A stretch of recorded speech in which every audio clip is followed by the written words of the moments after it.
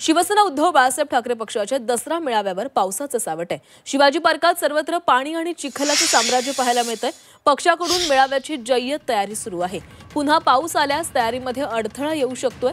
दरवर्षीप्रमाणे यंदाही उद्धव ठाकरेंचा दसरा मेळावा शिवाजी पार्कामध्ये पार पडणार आहे। मात्र गेल्या काही दिवसांपासूनच्या पावसामुळे सर्वत्रच पाणी आणि चिखलाचं साम्राज्य पसरलेलं आहे। सध्या पावसानं विश्रांती घेतली असली तरी पुन्हा पाऊस आल्यास मेळावा घेणं अवघड होणार आहे। दरम्यान शिवाजी पार्कातून आढावा घेतलाय आमचे प्रतिनिधी सीमा आढे यांनी। शिवसेना उद्धव बाळासाहेब ठाकरे या पक्षाचा दसरा मेळावा उद्या दादर इथल्या शिवाजी पार्क मैदानात पार पडणार आहे। आता या दसरा मेळाव्याला पावसाचा फटका बसण्याची शक्यता सध्या वर्तवली जाते।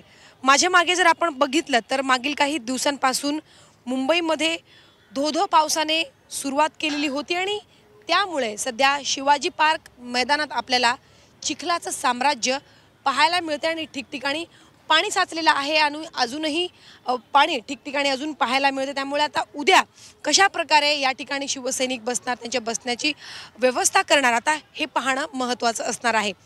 दसरा मेळाव्यासाठी सध्या पार्कातमध्ये म्हणजे या मैदानामध्ये तयारीला सुरुवात झालेली आहे। आसन व्यवस्था करण्यासाठी, शिवसैनिकांना बसण्यासाठी मोठ्या प्रमाणात मोठ्या संख्येनं खुर्च्या या ठिकाणी ठेवण्यात आलेल्या आहेत। मात्र जिथे शिवसैनिक बसतात, उभे राहतात, भाषण ऐकतात, त्याच मेन स्पॉटवरती सध्या आपण पाणी साचल्याचं पाहायला मिळतं। आता पाण्याचा निचरा करण्यासाठी काय नक्की उद्यापर्यंत प्रयत्न केले जातात हे पाहणं महत्त्वाचं असणार आहे।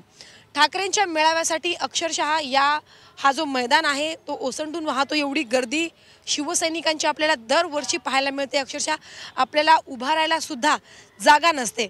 मात्र आता एवढ्या मोठ्या प्रमाणात पाणी साचल्यामुळे आणि ठिकठिकाणी चिखल असल्यामुळे आता शिवसैनिकांची बसण्याची व्यवस्था कशी केली जाणार हे पाहणं महत्त्वाचं असणार आहे।